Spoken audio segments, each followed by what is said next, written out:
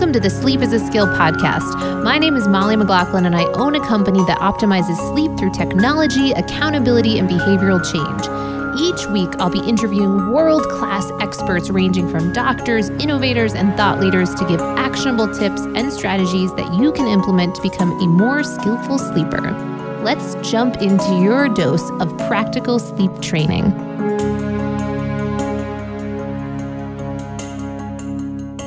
Welcome to the Sleep is a Skill podcast. My guest today is Dr. Amy Killen, and I could not be more excited for you to hear this episode. And part of the reason is that we are discussing a topic that we have not touched on at all so far on this podcast, and that is the bidirectional relationship of your sexual health and your sleep health. And so some of you might be like, of course, yes, this is so connected. And others, might say, what? How in the world are those topics connected and certainly bidirectional? So don't you worry. We will get into all those details and more. I think you're going to really enjoy this. But first, I want to just let you know a little bit about our guest. So again, Dr. Amy Killen is an anti-aging and regenerative physician specializing in sexual optimization, aesthetics, and longevity medicine. Board certified in emergency medicine with 10 years of ER experience, Dr. Killen saw the impact of unchecked chronic disease and disability from the front lines before transitioning to anti-aging and regenerative medicine. An international speaker, clinical practice owner, medical director of the National Regenerative Medicine Physician Training Course, author, and frequent media guest, Dr. Killen has become an outspoken advocate for empowering patients to look and feel their best by merging lifestyle modification, hormone optimization, and personalized medicine and regenerative therapy. I know that you're going to really enjoy this episode. Now, before we get into the podcast, I do want to take a quick minute to give a shout out to our sponsor, BetterHelp, or as I like to call it, a therapist in your pocket. It's the exact app that I used when I was going through my really challenging period of insomnia while traveling overseas. And the ability to maintain a consistent therapist in real life was just really not an option for me since we were jumping around from country to country. So the ability to, with using my phone, have video calls weekly with my therapist. I was paired with I connected with a great therapist right off the bat, but I do know other people who have been able to kind of shop around with some of the therapists on that app until they find a great fit for them. And in between those calls, one of the things that I found was really helpful is that you can also send voice notes, text messages, images in between that, longer weekly video call so that you do have this really very real ongoing connection and support that I certainly, at least in my experience, hadn't felt with real life therapists that I had used in the past. And also the pricing structure is much more competitive than a lot of the real life therapists that you can come into contact with. So I found it to be a lot of benefits. I recommend it to a lot of people that are just kind of going through struggles in their life or just simply want to be able to up level and bring in that level of reflection and awareness into their life about what's both working and not working. And you can certainly cancel at any time. And for our sleepy community, the BetterHelp company has hooked us up with 10% off if you go to betterhelp.com/sleep is a skill. Again, betterhelp.com/sleep is a skill. And welcome to the Sleep is a Skill podcast. I'm so grateful that you were able to take the time to speak with us today. Thank you so much for joining us. I'm excited to be here. Thank you. Awesome. So I know that there's going to be a lot of information for us to cover today, but I think we can start with hearing a bit of your story and how certainly your work relates to our continued quest, at least on this podcast, to continually look at and improve our sleep. I'm Dr. Amy Killen, and I am an anti-aging and regenerative physician. I'm specialized in sex and skin. So sex is a big part of my practice.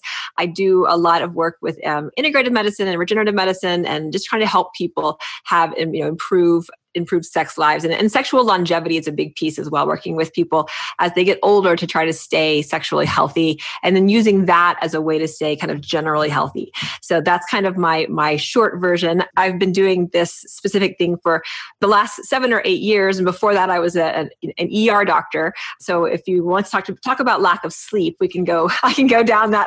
Oh, I'm sure. Yes. You guys are pros. And that it's actually funny because one of the things that made me decide to leave the emergency department after many years was I had 3 kids towards the end of that within a couple of years, and was just sleeping so erratically and so horribly. And after many years of that, decided that I just couldn't handle it anymore. So I decided to leave the ER. But so sleep was actually one of the big reasons for that. But I've been doing what I've been doing now for the last 8 or so years. And it's very different from the ER, but I love it so much. Oh, that's amazing. Wow, what a story. And isn't that interesting too, how sleep can play such a factor and a role into oftentimes needing to really change the course or the direction of our lives when that is not working. There's nothing that will make you move faster when that continues to just be an area that's just not fulfilling on what we need. So I totally hear that. And partly how I'd been connected with you is a few people had sent me your Instagram, which is fantastic. And so we'll share in the show notes too, to make sure people can follow you there. And you give a lot of information too around certainly sex and its relationship to sleep and how they're both, kind of coexist, serving each other. So I'd love to dive in a bit more in how people can make that connection of how those two are interconnected. Yeah, they're very much interconnected. In fact, it's funny. There was a study done, I think in 2017 in the UK, where they were looking at what makes people essentially feel good and what contributes to just general wellness, and that they were looking at everything from how much money you make to to sleep and sex and various things. And what they found was actually that sleep and sex were the 2 most important things when it came to creating a sense of well-being, like above everything else, above how much money you make, above, your relationship status. Like it was sleep first, actually, and it was sex second. So the 2 of those things are so important, and they're very much intertwined. The way that, sex affects how you sleep, and how you sleep affects your sex life. And it's this sort of snowball effect that goes back and forth. So I feel like the 2 of those are like little best friends. I love that. Those are little best friends. And it's so funny too, because, I'll be working with clients and people will have, difficulty in kind of creating a solid evening routine. And just, what do I even do with myself if I'm not on all the tech and the lights and the, phone and all the things. And when I will kind of controversial, it lands often for many people controversially, of bringing up this topic. And even if they're single, of kind of, self-pleasure and all those topics, it can really get murky. So I'm so glad that you're helping to bring this into the forefront, lose kind of the weirdness around the topic, and really get into the nitty-gritty of the why and the science of, how interconnected this is. And actually, again, one of the conversations that we had connected over was this great Instagram post that you had put up of someone sharing about how when they started mouth taping before bed, that they were now waking up with nocturnal erections again. Yay! Exclamation. And so I know that's a loaded topic, literally, but I'm wondering if we could, I know we're going a lot of directions, but if we could just even point to how this is so linked up. So the quality of your sleep then, fulfilling on the quality of your sex life and vice versa. So if we can unpack a little bit of this, that would be great. Yeah, so there's so many components to it. Yes. So first of all, the mouth taping story was funny because it's one of my colleagues, and we were actually in the procedure room doing a procedure with there's 5 of us in there, like a whole staff of people, and my colleague, who knows I'm really interested in sexual medicine, he just comes out and was like, hey, so I started mouth taping and I started having all these erections again, and it's fantastic. And so I was like, oh my gosh, you really tell me. And so we had this whole conversation, mid procedure, which is how I loved it. But we believe that when you have a healthy sex life, that it improves your sleep. And the reason I say believe is because unfortunately it's actually kind of difficult to do these studies. There have been studies done. There's definitely a research that shows that couples who have sex like at night before bed, for instance, they say that they sleep better. They say that it takes less time to get to sleep, and they say that they actually sleep more soundly. And some of this is just kind of, they're self-reporting on that, because most of this was done before we had like Aura rings and things like that, where we could actually just non-invasively look at our sleep. So the things that are out there, they're having to do all kinds of crazy tests back in the old days. But even the self-reporting is, you can look at it and people are generally feeling like if they have a good sexual experience before bed, then they sleep better. And there's a lot of reasons for that, probably, that we know that with men, especially, they release a hormone called prolactin during orgasm. It makes you very sleepy. And so I'm sure that most guys, they could tell you that they have an orgasm and they get really tired right afterwards. And they may not stay asleep for very long, but they at least get kind of drained for a few minutes.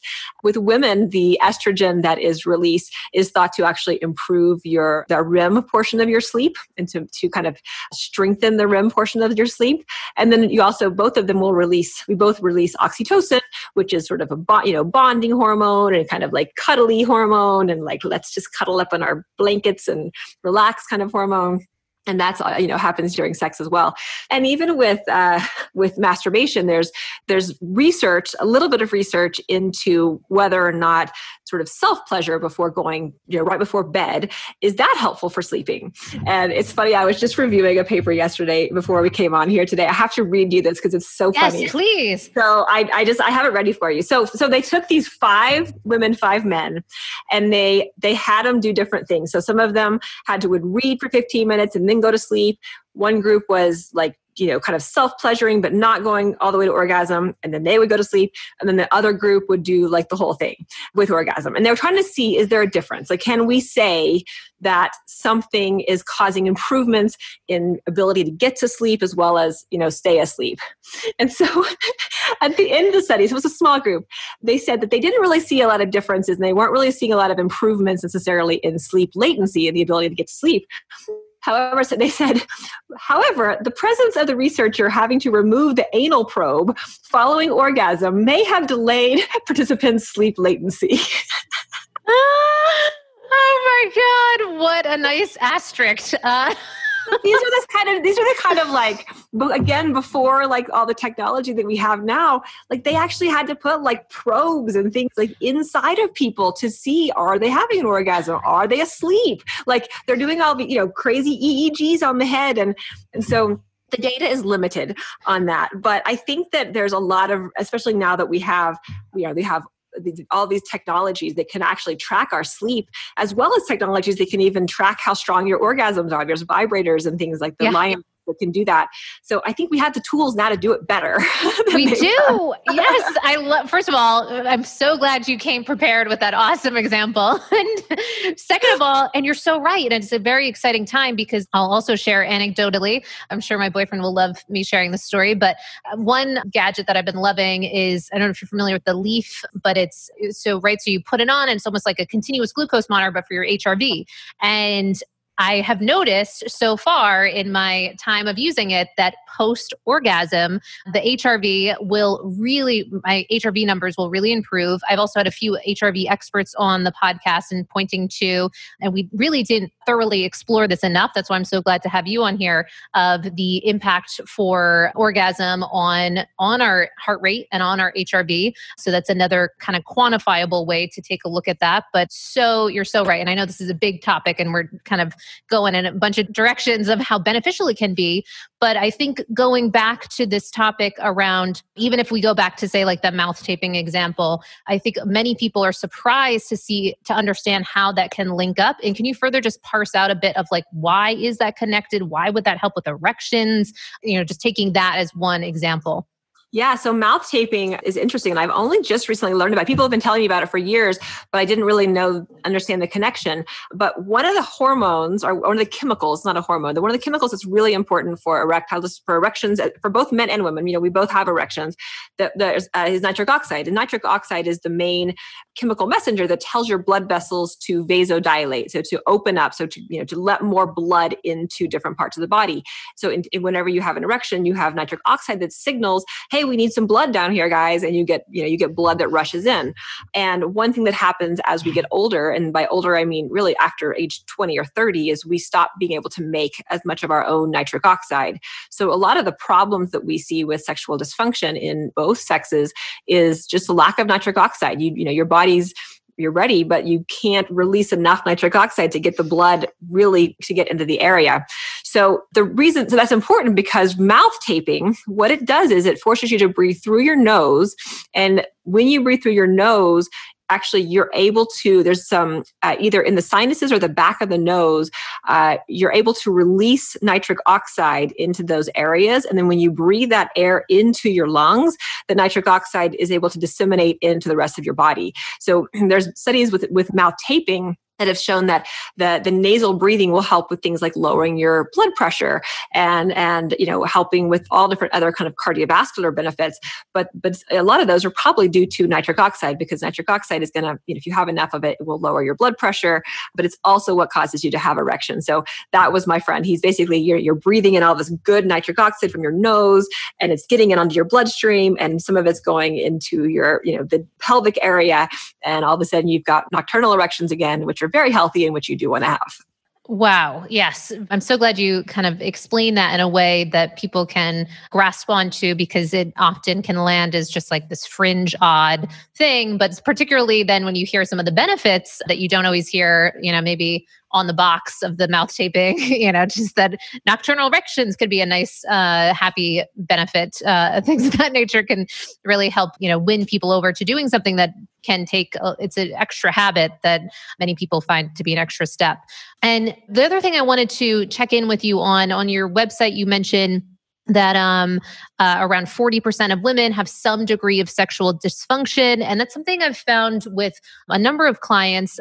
I will have different female clients that because we do sort of this sleep sabotagers kind of list, and we have all these areas of life that are working and not working, giving self-assessments. And the fact that I have the sex as a category on there often kind of, is alarming for people. And I'll find many people will, particularly women, almost have this resignation to the fact that, for X reason, it's painful, it doesn't feel good, I just don't go there. There's all kinds of things that are heavy in nature around that topic. So I'm wondering if people are having some of these sexual dysfunctions, how they can, one, what steps they can take. I know that's, again, a broad question, but two, understanding what that might be doing to impact their sleep quality.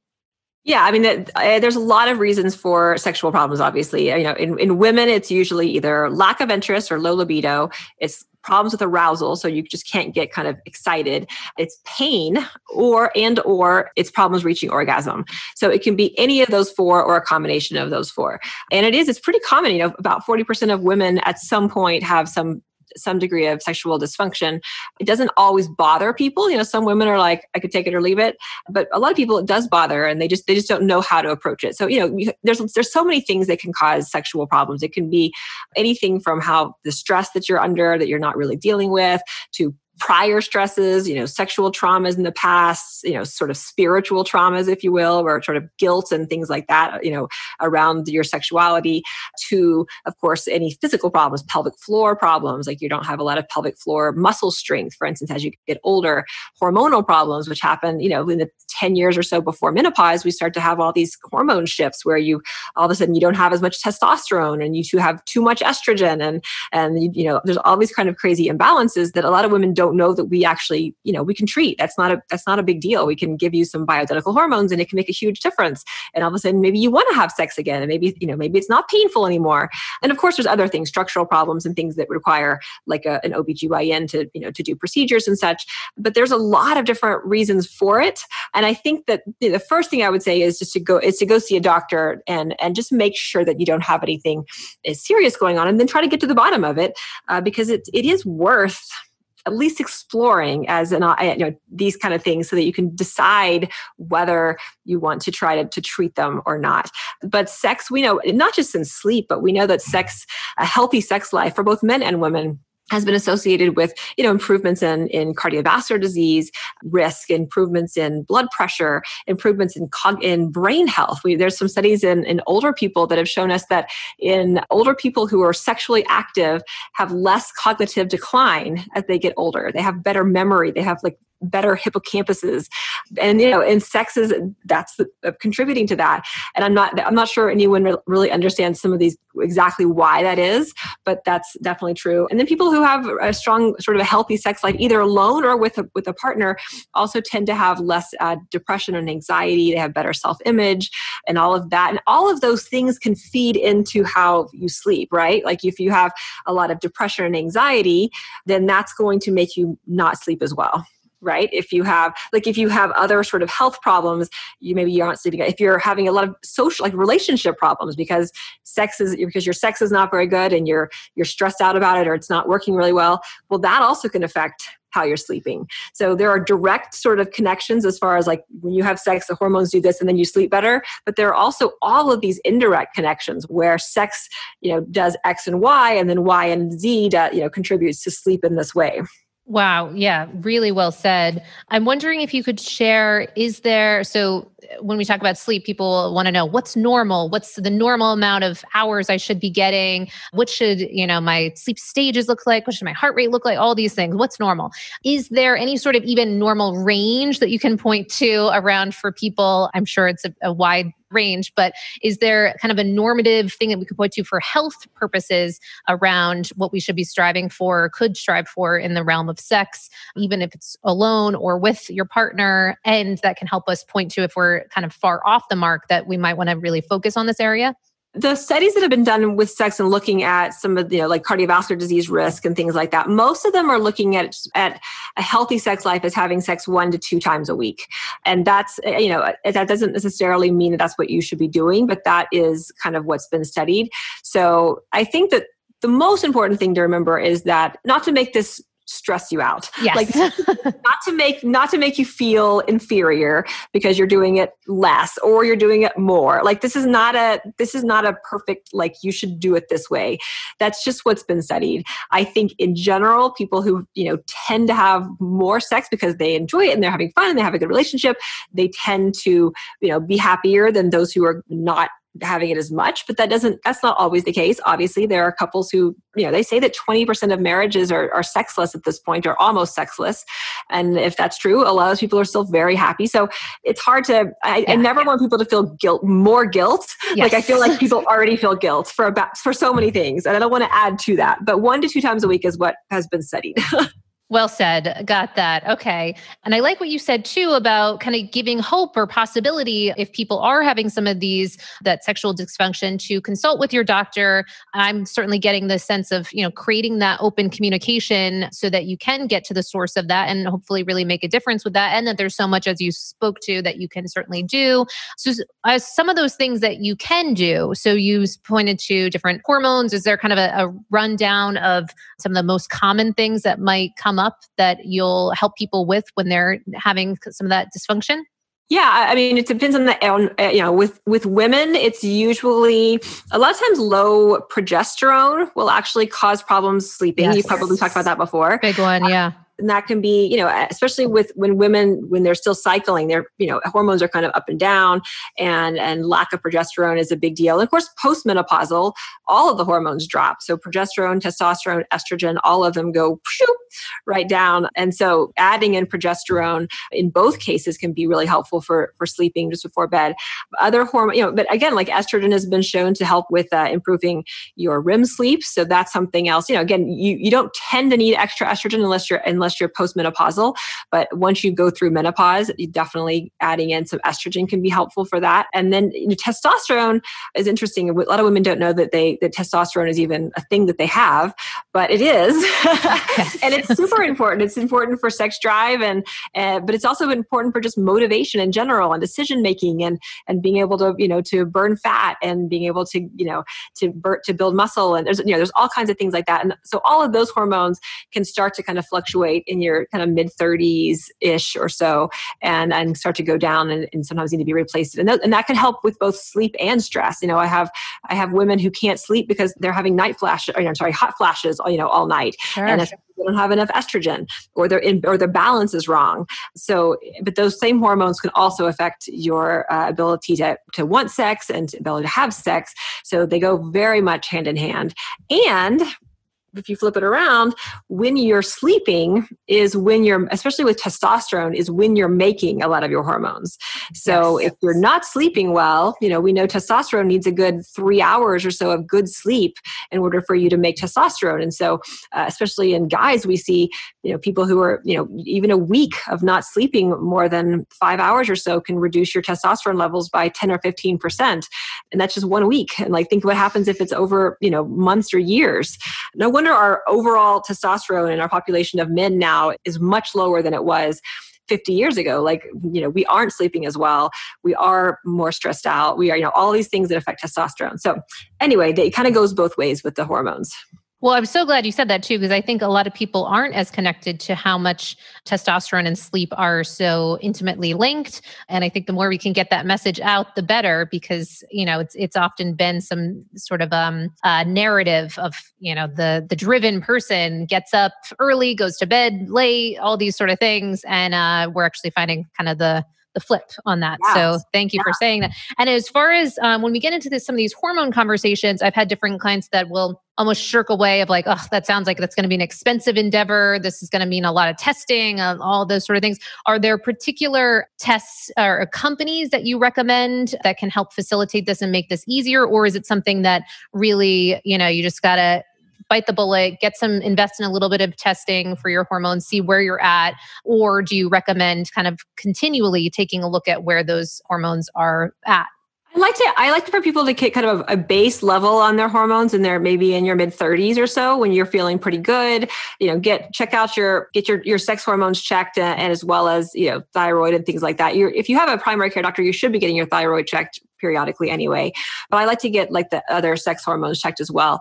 There's several ways you can do it. A lot of doctors, like myself, when I one clinic, we actually take insurance, even though we do a ton of hormone. We do bioidentical hormones. That's one of our main things. But because we feel like it should be a part of something that, a care that anyone can receive, we take insurance for that. So we'll bill insurance for the labs, we'll bill insurance for the visit. So really it's not expensive any more so than, any other doctor's visit. A lot of the hormone doctors and functional medicine doctors don't take insurance. And those guys, are a little bit more expensive for sure to see the doctor.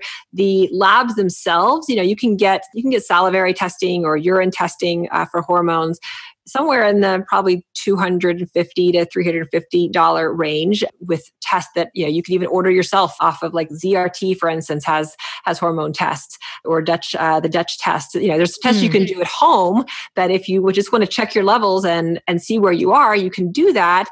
But I would just caution you that you need to know what to do with that then. And sometimes, it's oftentimes better to pay a little of money to go to an expert who knows what to make of all those crazy numbers. Yes. Yeah, absolutely. Because I know that's been a stopping point for many people. They get the test. Oh no, now I know that X, Y, and Z, my progesterone's low, but then what to do about it? So I think you're very right on that point. And I actually wonder, I feel like you're pretty forward thinking. Do you see any future as far as in the sex tech arena, as far as health and well-being and relationship to making sex, even to having more of a pulse on where we're at with it? So for instance, I was earlier in the year, back when we used to have events, CES was one that I'd gone to that was just tremendous in the sex tech arena. It was the first year that they were allowed to have sex tech present. And it was huge, very exciting stuff, measuring the strength of orgasms, like you were kind of alluding to, and just really making this more of something that we can all be kind of speaking about and making more of a conversation piece. Do you see anything kind of coming, or anything exciting that you're using or know of that people can speak to that's kind of noteworthy? I just looked at the sex tech world a few months ago, and I aside from some of the ones like the Lioness and the ones where we can look at orgasmic strength, which I think is fascinating. I can't think of anything else sort of techie. There are some, there's some good apps out there that have come out in the last couple of years that are sort of combination education slash kind of get you in the mood sort of apps. I think they can be really helpful especially for women who tend to have a little bit of a harder time kind of getting, converting from like taking care of the kids, washing the dishes and going to work all day. And then, trying to go right to having sex. Like the mental part is so important for us. So there's some of those apps are like, there's an app called Rosie that's new. That's really good. It's by YN. That's an education, has an educational piece, and there's videos, and this is what's normal, this is what's not. But then there's also some ways to kind of help get you into the right mindset. So I like that some of those kinds of, taking that sort of meditation mentality and applying it to sex and applying it to sexual sort of headspace as well. But I think there's definitely room for more. Like, I think that your point is well taken. There's so many devices that can track our sleep and it can track our steps, and we can track like everything, but we're still not really tracking our sex and our sex lives. And I think that there's a lot of opportunity there because, as I showed earlier, it's hard to really study sex. It has been done, certainly, but it's hard to do. People don't want to fund it. There's a lot of like taboos around it. But if we can study it on ourselves, then nobody gets offended and we still can learn some things. So well said. So a couple of things just from working it into our lives. So now if we're to your point, thinking of it more, I think the same thing has applied to sleep in that for so long, it was an area that was it was a gray area. You kind of knew how much you slept, but it was foggy. I think I woke up, all of that. But now that we have all these different, kind of trackers, we can start to put a little bit more numbers. And I think as years progress, we'll be able to have even more confidence around the quality of those numbers and what have you. To your point, there's still just sort of this a lack of knowingness of how often we're having it, what's normal, what's not normal. And I'm wondering with that, do you have recommendations for one, even from a strategic standpoint? I know Aliza Vitti is a speaker on kind of biohacking your rhythm and bringing in, and we'll recommend having more sex during your luteal period of for women that are menstruating to kind of help with added cortisol and kind of, lower those kind of stress that you might be going through. Are there any sort of strategy that we could bring in to specifically almost use it as a aid to our health when it's maybe, we're more stressed out than normal, starting to use sex in the same way we might, taking to like meditating or what have you? Yeah, I mean, I don't have any. I was just thinking that's a great strategy. I think anytime you're really stressed out, trying to calm down enough and get enough parasympathetic involved that you could have sex. And then because that will really help you then get to that next level of sort of calm and not stressed out. But it's difficult because in order to have sex, you actually have to be in that sort of rest and relax state. You have to be in the parasympathetic state. You can't be sympathetic overdrive, cortisol through the roof, adrenaline through the roof. Like that fight or flight state it makes sense, is not conducive to having sex because you're fighting or you're flighting or whatever you're doing. Like you're not procreating when that's happening.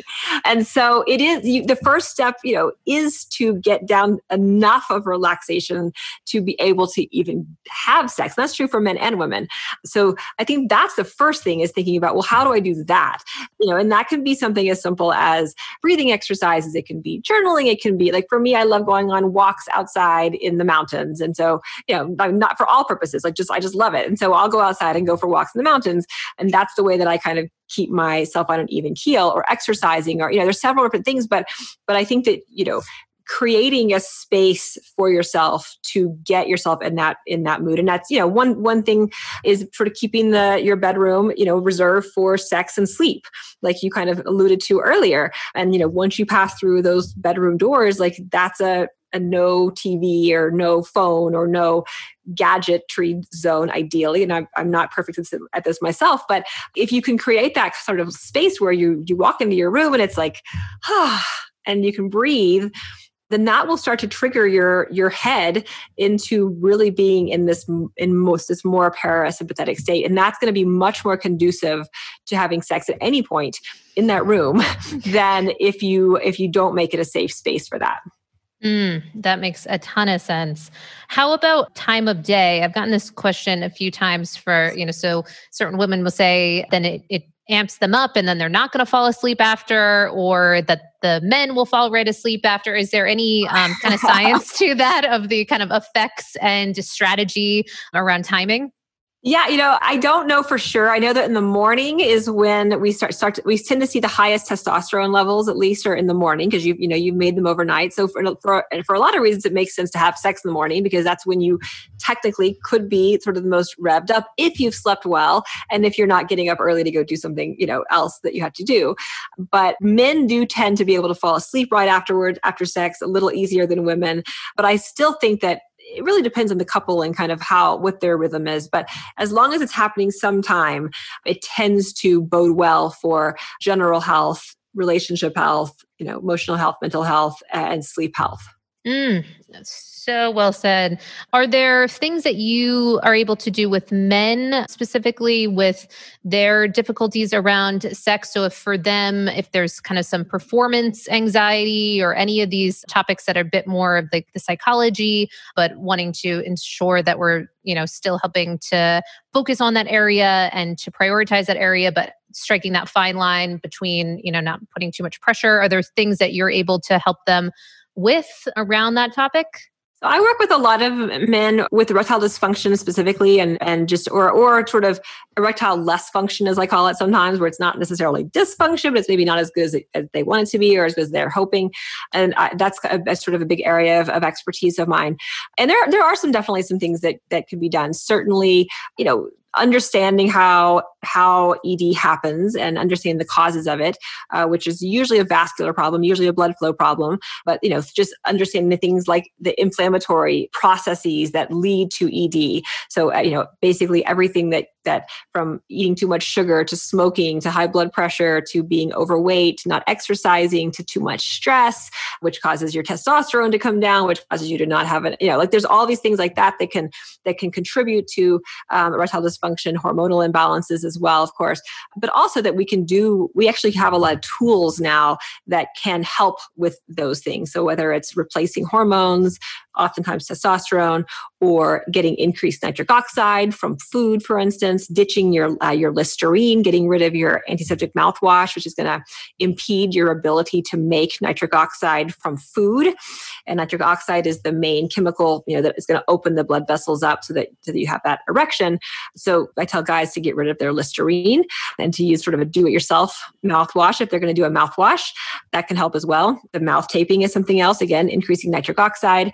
And then there are a number of other sort of therapies and things that we can do. They can do some at home or in our office, like shockwave therapy, like Gainswave, which is a shockwave therapy that we do in our office. It's a non-invasive sort of treatment that you do, a couple of times a week for a few weeks. That can make huge improvements in blood flow and blood vessel formation, and can create lasting changes that last a year or so to help improve the ability to get and keep blood into the area. Or some of the regenerative injections that I do with stem cells or PRP, where we're actually injecting into the penis as well. So there's a lot more than just Viagra now out there.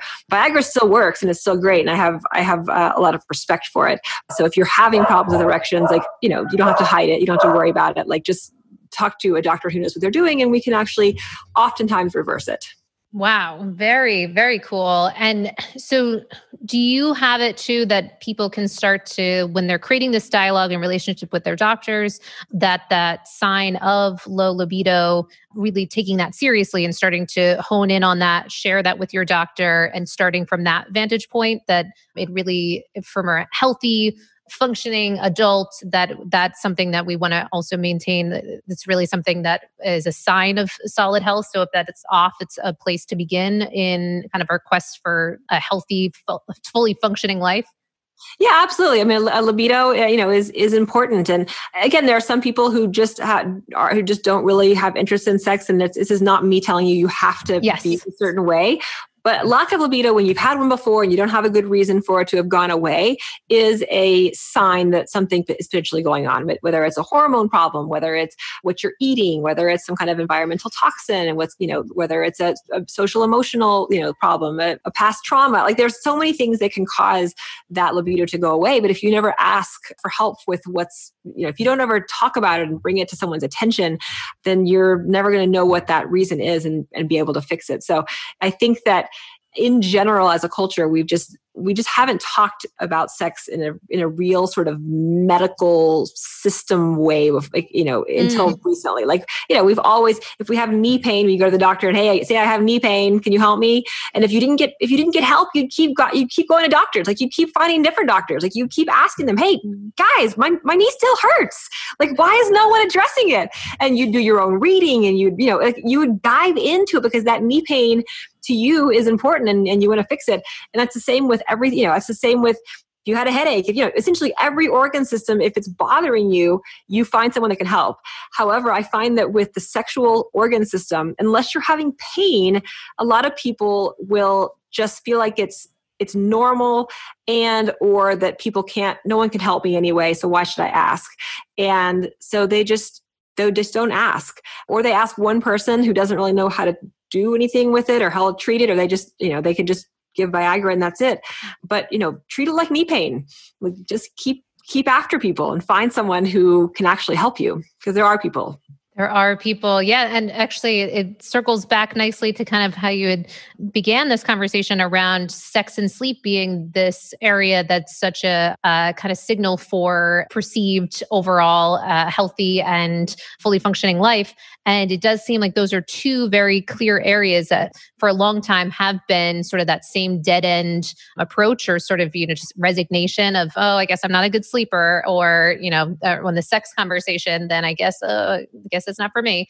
And yet it doesn't have to be that way. So I really appreciate you standing for raising the bar on this topic. So that's amazing.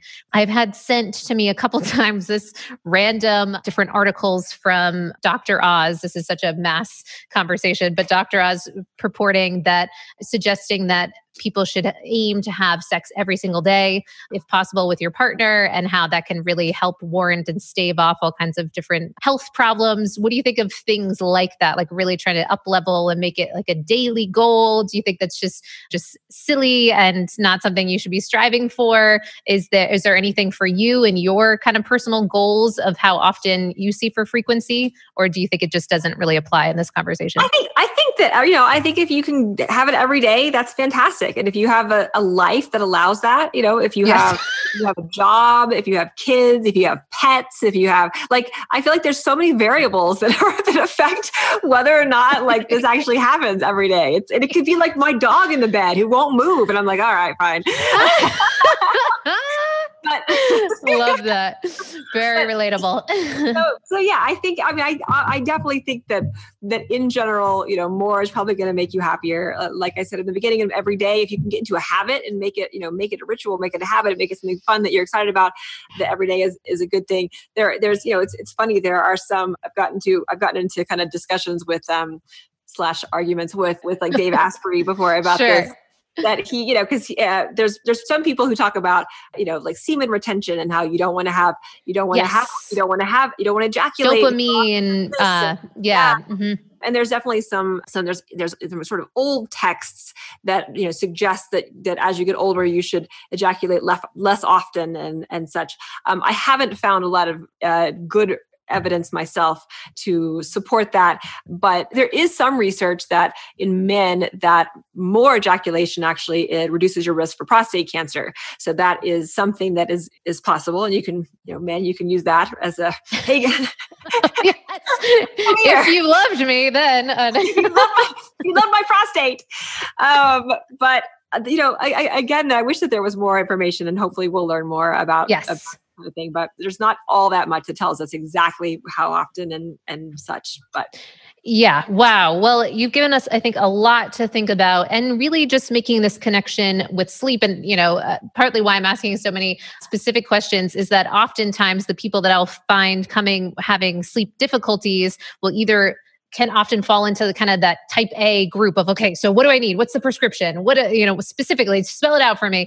And I think you're providing this nice space of, it doesn't necessarily have to look like that, but by even bringing attention to this area to begin, by creating a relationship with your doctor, and if things aren't kind of working as well as they could, creating dialogue with your partner, really just putting the reverence for this area that, really deserves, and that there's a lot of really wonderful positive things that we can gain from this, and the prioritization of this can really reap rewards in both our sleep and then just our overall sense of well-being. So thank you so much for all this information. And so how can people follow you, learn more about what you're up to, all your great information that you're putting out there? And you have such a great candid way of just sharing, just your passion for this. So how can they follow you?